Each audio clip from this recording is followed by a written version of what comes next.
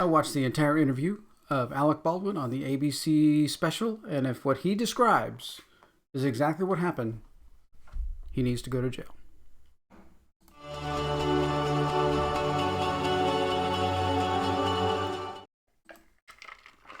Hey, this is Tom at Tom's Talk Show. This is my companion channel to Tom's Tech Show, where things like this don't fall under tech, so I wanted to keep them separate. So here I am. Like, share, and subscribe on these videos. This is a new channel, just trying to get started.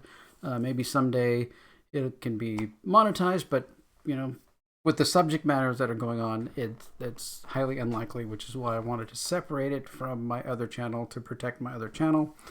And but I get so used to talking about these things with other people, and it's like, well, I really should start making videos on these things. So here we go. We're talking about it. So, right, Alec Baldwin, he did this interview on ABC, and he was talking about how things happened and what happened, and they got in like the third part. Finally, they got down to talking about what actually transpired on the day of the shooting. And he was talking about different things, like he had the gun, and he was had the gun in front of him, and he was holding it, and then the Halyna Hutchins was telling him, pull it out, and then point it at the camera, and then, okay, move it this way, move it that way, okay.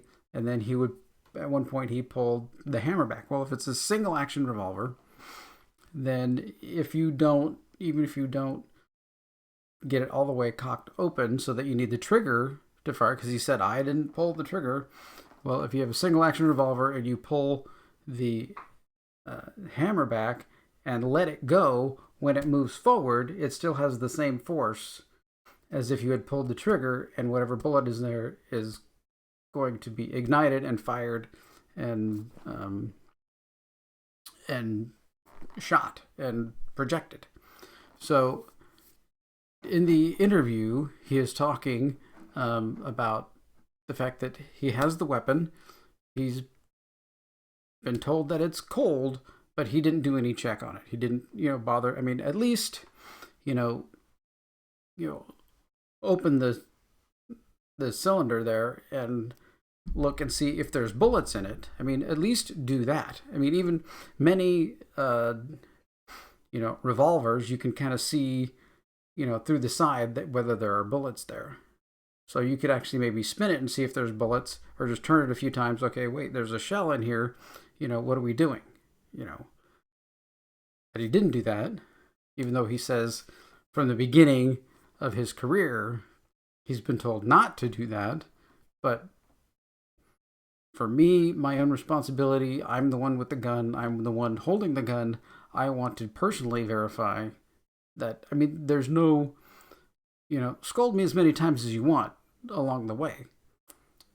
But I'm checking that gun every single time I'm given it. It's been given to me, right? Every time I take my gun out, I run through a whole series of checks. I run through, the whole gamut.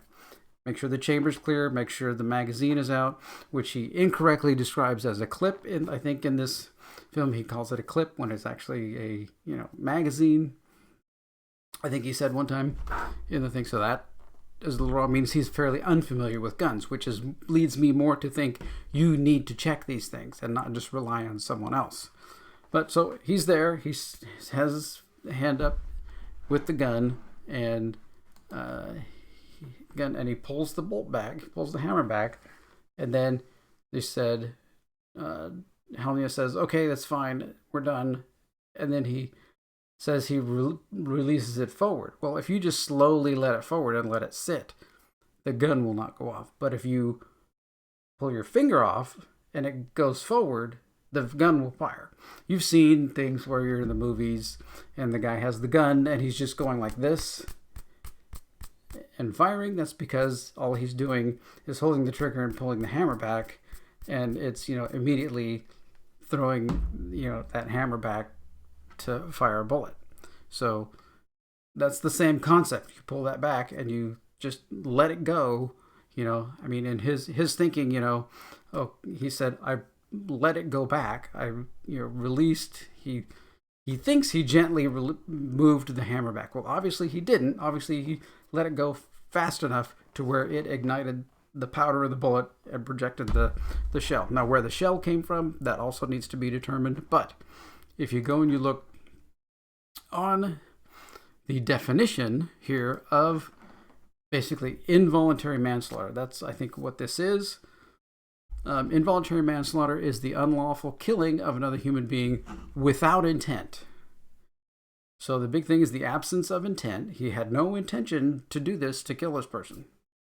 The intent element is the essential difference between voluntary and involuntary. So this is involuntary. In most states, involuntary does not result from heat of passion or improper reasonable care or commission of a felony or any kind of crime. Involuntary is just like, boom, something happened. Someone I know were driving in Los Angeles. Someone wanted to commit suicide. They jumped out in front of their car. That's, involuntary manslaughter. So there were no charges or anything because this person was trying to commit suicide. So it's a bit of a different situation. This was an accidental kind of killing without intent, without meaning to, or anything else. There are typically, in most states, in here it says that there is some jail time, criminal time that would follow that, right? So that would be the first charge that I think would come, that would go against Alec Baldwin, probably through a court trial or whatever.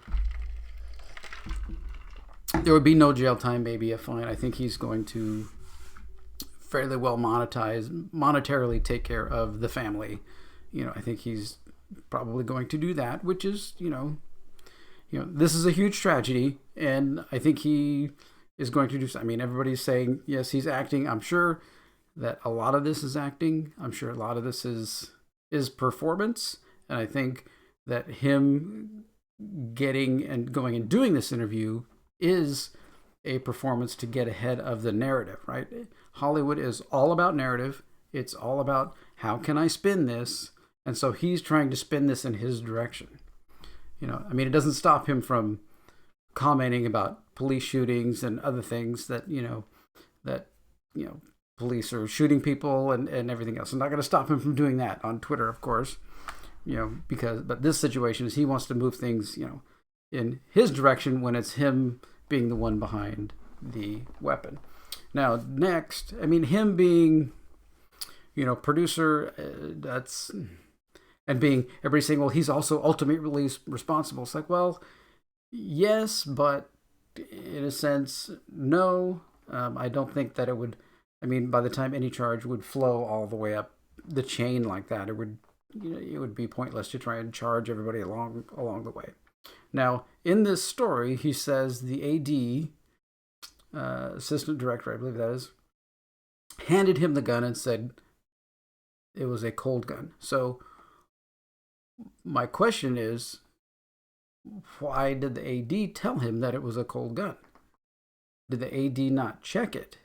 So that right there is like negligent homicide in some ways, or negligent, a negligent, I don't know what the charge would actually be, but it's like some type of negligent manslaughter kind of charge that can go against the AD.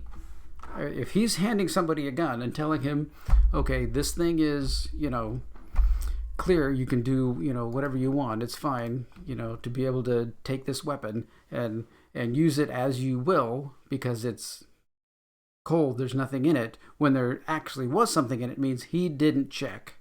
So that's negligence on his part. So then the final thing, if it were actually the armorer who left the bullet in there and brought the bullet onto set, that I think would also be another criminal charge to, reckless endangerment of some kind, that you're bringing live ammunition onto a movie set. So those, I think, are the three charges that should come out of this, whether they actually do or not. Definitely, I think there would be that one arm lady who's the armorer never needs to work in Hollywood again. In this case, I mean, if she's the one that left the bullet in there, then I think her career is pretty much done. So the AD, I think, also is kind of over. I mean, I don't, how do you get to handing somebody a gun with a live round in it and tell them it's cold and not have 100% checked it yourself? I mean, when I grab my gun, I know exactly how many bullets are in that magazine. Right now, there's 5 bullets in the magazine. I already know exactly how many. And it's sitting in my gun case next to the gun. And inside the gun is the orange tab that says there are no bullets in here, and the magazine is not in the gun.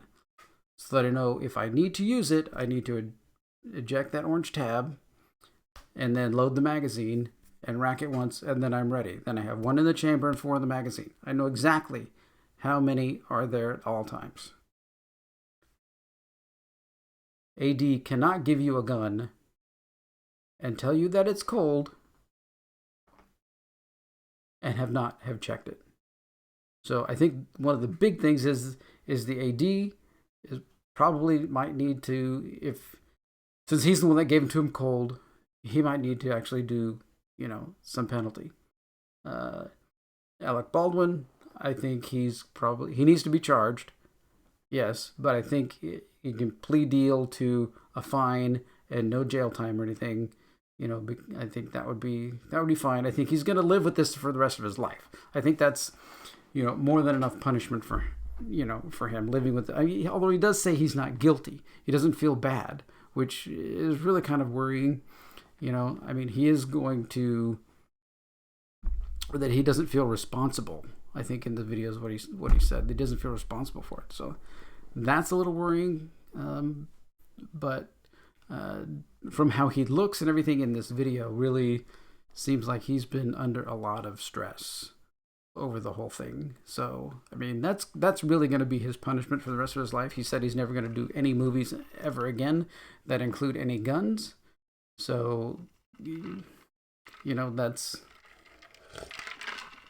for his ideology. I think that's much better for him. She probably should have stopped a long time ago, with how he attacks, police and shootings and things that happen on Twitter. So, but those are my thoughts. That's where I'm going with how this should come out. I have the only evidence that I have is the news reports that I've read and Alec Baldwin's own statements, right? Gleaning from that, those are the charges that I think will come out. Now, if the armorer didn't put the live round in there or was not there to check the weapon, 1, why wasn't she? And 2, if she was not there, then why did the AD hand him a gun with a live round in it and not have checked it himself? All right. So there we go. It's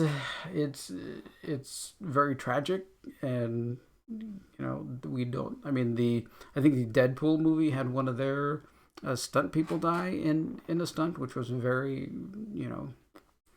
also very tragic. And I've